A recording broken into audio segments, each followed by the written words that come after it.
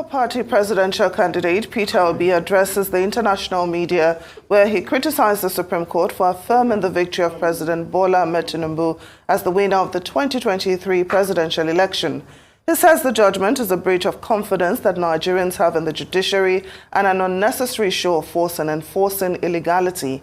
Peter Obi says he disagrees strongly with the ruling of both the Election Petition Tribunal and the Supreme Court, even though he acknowledges that the Supreme Court ruling marks the end of his search for justice over the conduct of the 2023 presidential election.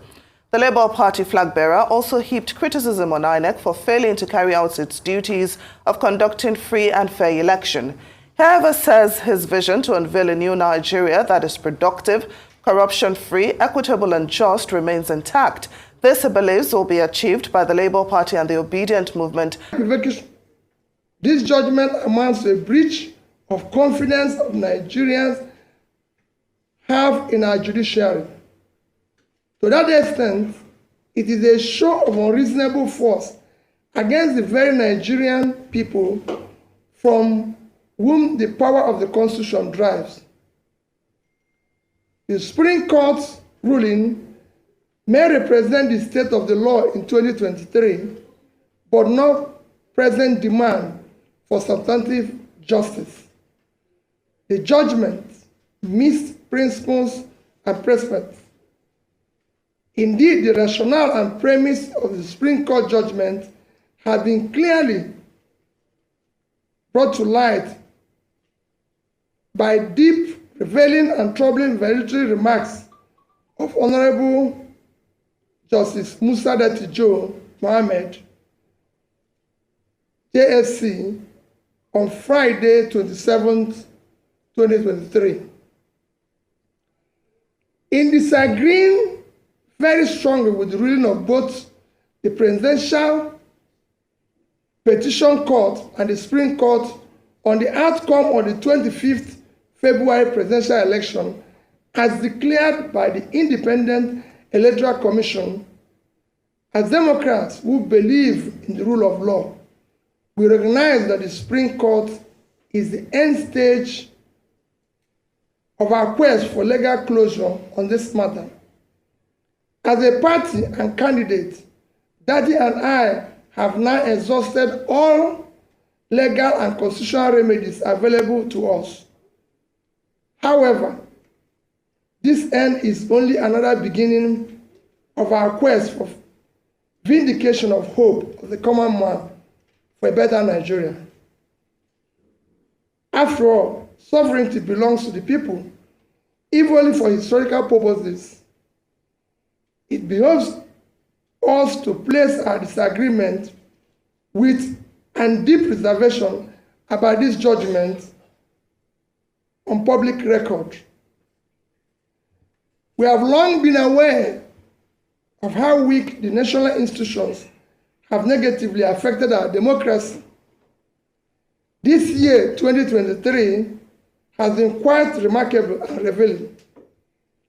INEC displayed incompetence in the conduct of its statutory duties. The judiciary has largely acted in defiance of the constitutional tenets, precedents, and established ground rules. Political expediency has preceded judicial responsibility. A mechanical application of technicalities has superseded pursuit of justice and fairness. Both INEC and Supreme Court,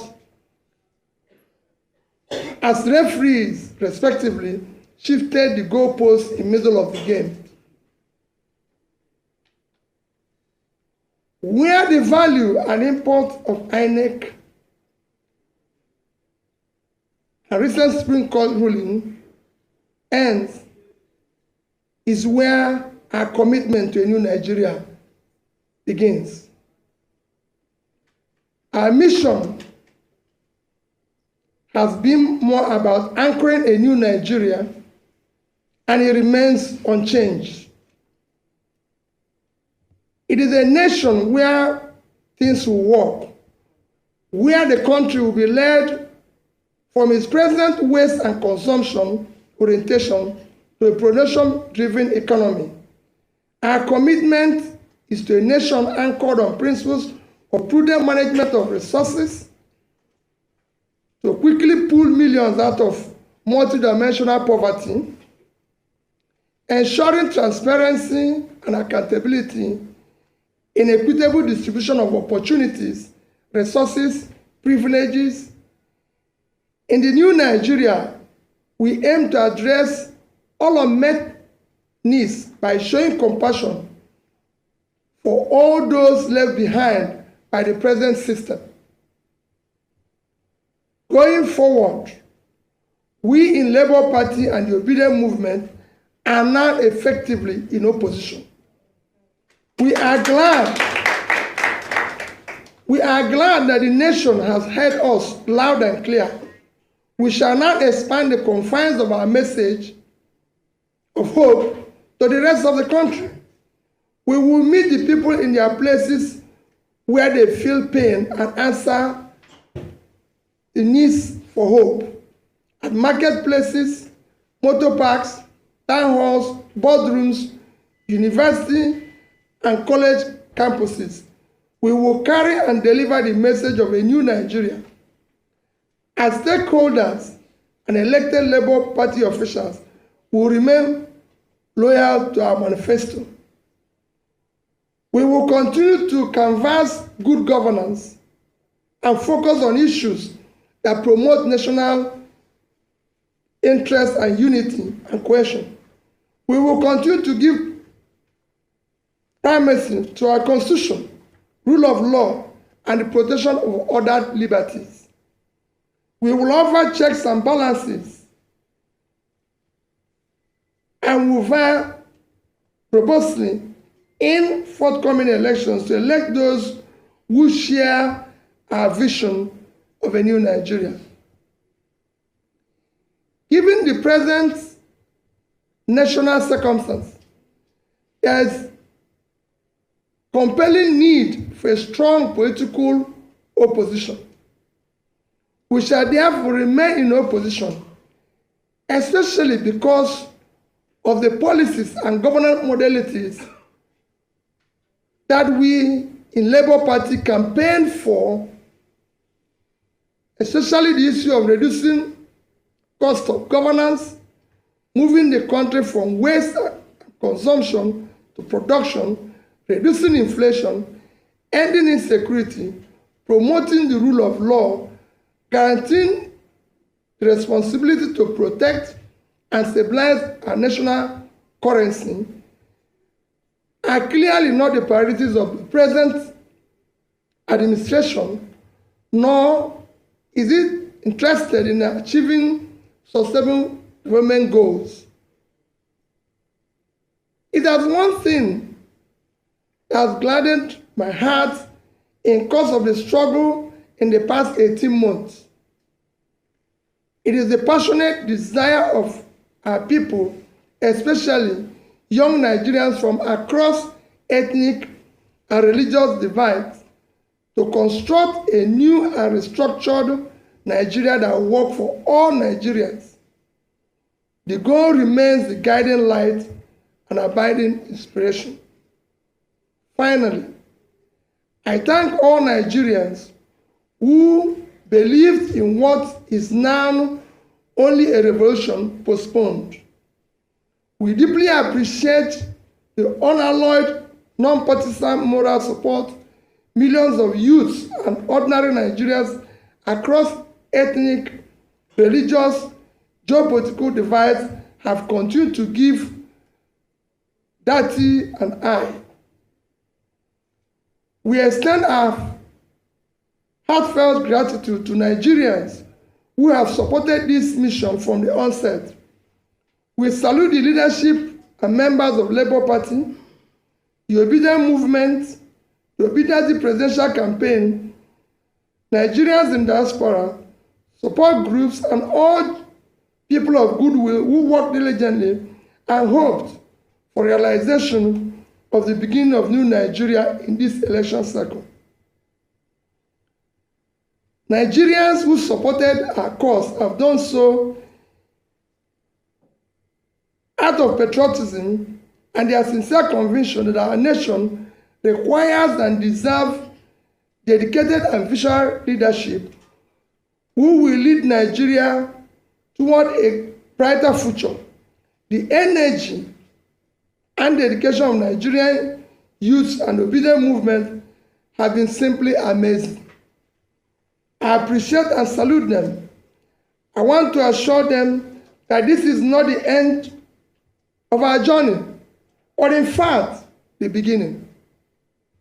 Nigerians heard you, the world have taken note, and will not forget easily.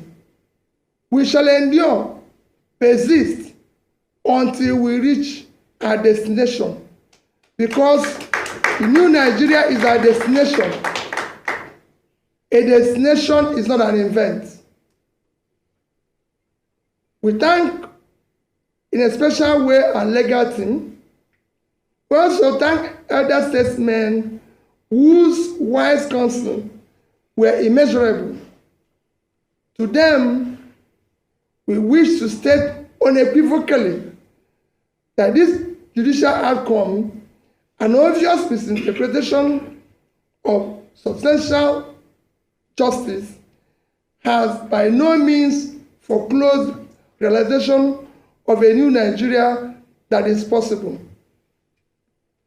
On personal note, I take pride and express gratitude to those who share our vision, who have exhibited rare courage to challenge the nefarious system, the genuineness of individuals, identities, and their defining and qualifying particulars up to the highest extent allowed by law.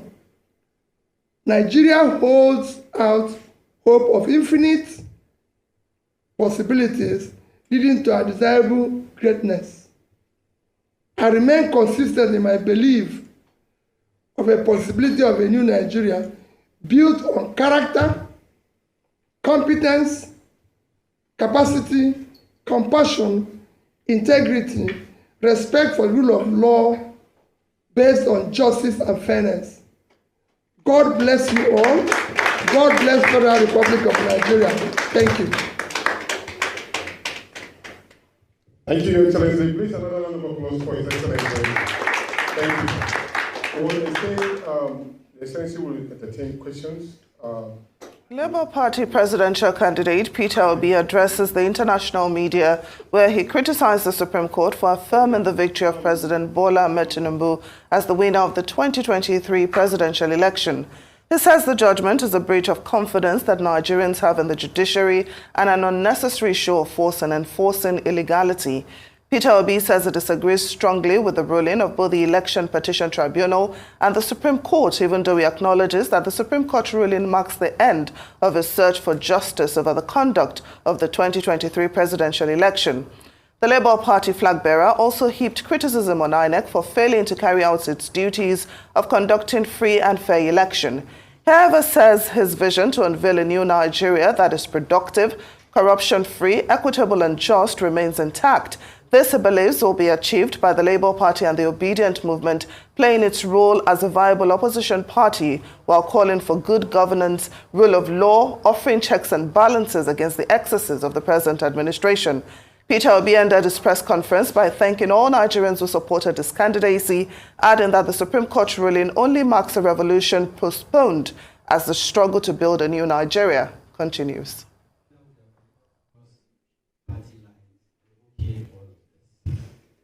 What would you say in respect to the need to cut West, just like you mentioned, which is a principle, like one of the cardinal objectives of the Labour Party?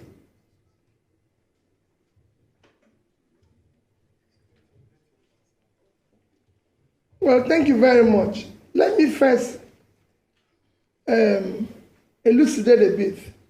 Supplementary budget is a budget that is meant for very important national welfare need of the people that is not captured originally in budget or does not have adequate funding Can I give you an example? Nigeria today, we've read it in the past 1 week for United Nations World Food Organization that 26.5 million Nigerians will go hungry next year. This is an issue of national importance that we can go for supplementary budget. But we have a supplementary budget where we are mentioning issues of yachts, SUVs for First Lady's office, shows to the extent that this government is totally uncaring and we're in deep problem. It shouldn't be part of that. In fact, bringing in First Lady's office, which is not in our constitution, is even more troubling. All funds meant for First Lady's office should be allocated and addressed to dealing with the girl-child issue of education, to deal with the issue of education of the girl child in Nigeria. The First Lady is there to look after the husband and work with him and everything to ensure that everything works well. So for me, the other one you ask is the issue of SUV for National Assembly. Again, I can put it in the same basket that I put the earlier one. It's very troubling. The SUVs for both houses will cost in region of, I think it's in the region of about 60 billion, if I'm right. Nigeria today, our primary health care today is collapsed. Which consequently, Nigeria now have higher infant mortality than India, a country that is 7 times our population. For you now to use funds that is higher than the fund allocated to primary health care to buy a car for 400 people, it shows height of insensitivity. And we have a way we can buy a more competitive vehicle and everything for them, even from locally made, and most of them, even in the Senate, are people who already have cars. We don't really need to buy vehicles for them because some of them are my colleagues, ex-governors and everything. Do they need new cars again? It is time we must check and show responsibility to what is happening. People, Nigerians, are already scamping for food from waste bin, and we're doing this. It shouldn't be. And I can go further to give you an example of how I handled it even when I was governor. So it's not the first time. When I became governor, I found out that the justices of High Court don't have cars in Anambra State. The permanent secretaries don't have cars. And when I became governor, they ordered for me 2 bulletproof vehicles. And I said no. Collect the money back, paid it to PAN, and said supply us 60 406 cars. 18 to the justices, 18 to PAMSEC, few to the commissioners that are appointed. The rest became my deputy governor and myself. Throughout my first term, everybody in Anambra said that I used 406. Nobody, but it was meant for 2 bulletproof cars, the money we used to buy these cars, and nobody killed us in that 4 years. So it is time for us to use money very judiciously. Thank you. Thank you. My name is Georgina of Radio Nigeria. Now that the Apex Court have passed the final judgment, how do we build a nation to avert these court cases in subsequent elections?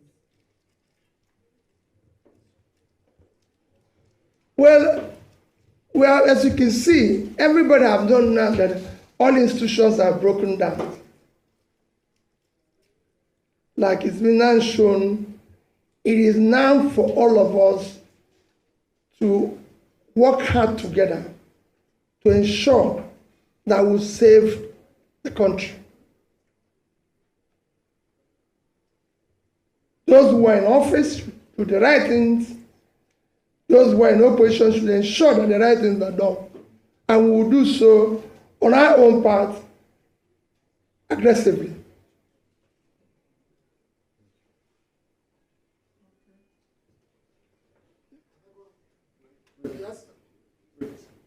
Right.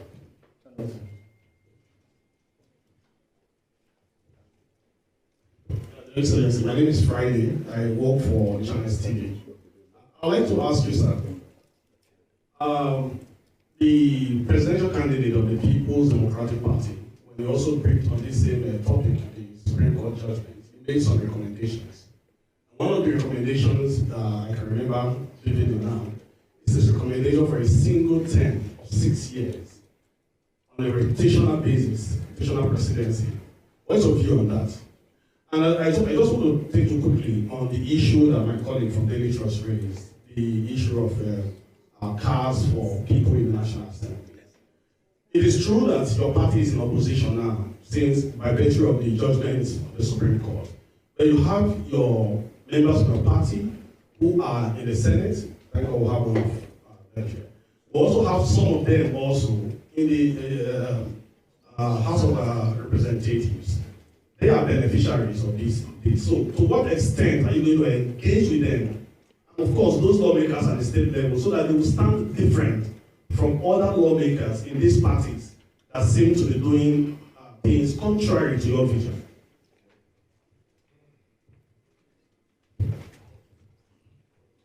Let me start with the issue of Labour Party members in the House. I've actually discussed this issue with them. Surprisingly, I can tell you, I heard that these vehicles are official cars. And I don't know, they have to use it. It's meant for official vehicle. So it's not as if it's their vehicle that is meant for official cars and everything. Because we can pay for it and say, listen, if it's your car, you return it or do something. But they said it's official cars. And that everybody is meant to do it. You are meant to use it while you're in the Senate. But you know how things work here. It's not going to be like that. But, so, what I tell people is that it won't be if Labour, if we were in office, nobody would have contemplated such. And that's where we want to go from. Because it is not enough to do the wrong thing and then start correcting it, but it shouldn't even be. Just like people are saying, oh, maybe the issue of years have withdrawn, or this one, it shouldn't even be mentioned in the first place, because it touches the sensibilities of people to do that. On issue of the single tenor, we campaigned vigorously on issue of restructure and reform. So that is clear. And that would have included so many amendments to make this constitution be a workable and functional constitution that will be productive for Nigeria. Including in that would have been issue of single tenor. I thank Vice President Atiku Abubakar for his position and his commitment to ensure that things work better going forward in Nigeria. But I disagree slightly. I will go for 5-year tenure, which will go for 30 years, rotational, or 5-year tenure. And I'll still campaign for one thing. If we cannot go back to issue of parliamentary democracy, we must have a quasi system that will allow our leaders elected, whether prime minister or president, to be able to be part of the legislature, especially to answer questions, maybe presidential question time or prime minister question time, instead of hiring surrogates and people who are not elected, who have nothing to be canvassing and telling us stories. We want to hear from the people we elected now. And that is critical. It's very important. We cannot continue with this way where we are now, where people have outsourced leadership.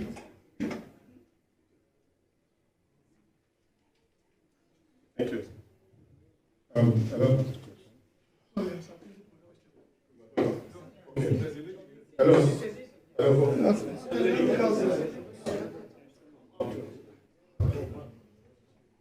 Good afternoon, Your Excellency. I'm my name and I report for prior to the general election, there were calls for you and the presidential candidate of the People's Democratic Party to come together and unite to fight the APC government. And after the elections, people were still saying that if you had obeyed such calls, that we would have been having a different story. Do you regret not, answering those calls? And do we see you, collapsing your structure to have this kind of a thing in the future? Thank you. Thank you. We don't regret anything we did. We came out and campaigned on a new Nigeria. No other party did. And our position remain consistent. We're consistently consistent on that. On a new Nigeria. A Nigeria where things will be done properly. So we're not regretting anything. We don't know who knows tomorrow. If you can predict tomorrow, I don't think you'll be here. We can't predict tomorrow, but I'm telling you where we are. Our commitment is on a new Nigeria, and we remain committed to it.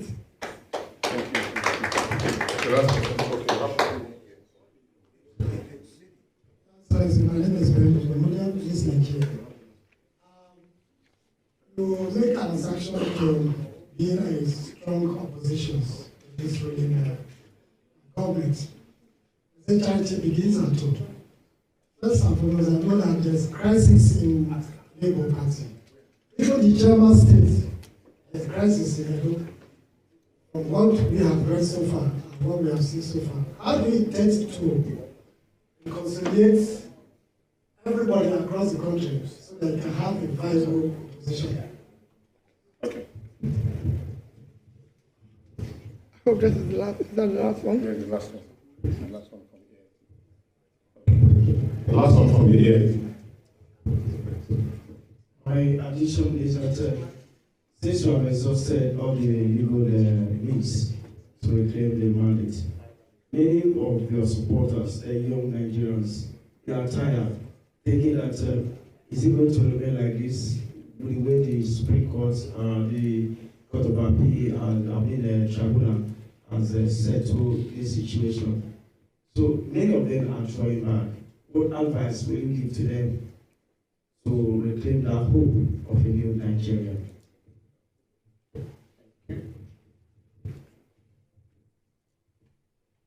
Well, thank you very much. That's what we just said. For us, it's a destination.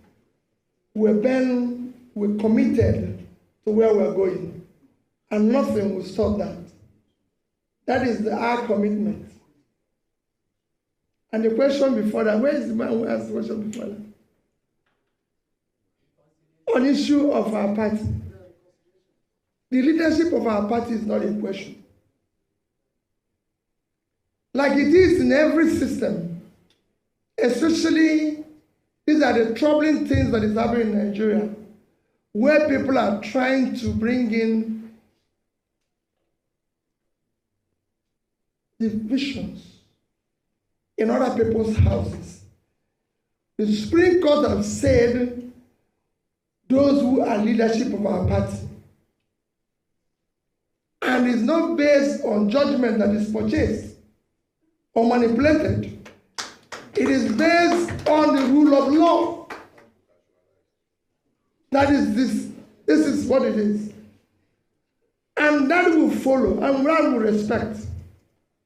And I assure you that in coming months, we will make the party stronger. We will build it. Those young people he's mentioned that are virtually tired and withdrawn. We'll re-energize them. We'll make sure that they walk down the road.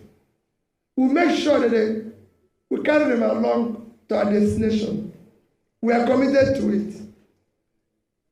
Labour Party, the obedient movement, everybody will come out of this stronger, better, more committed to a new Nigeria.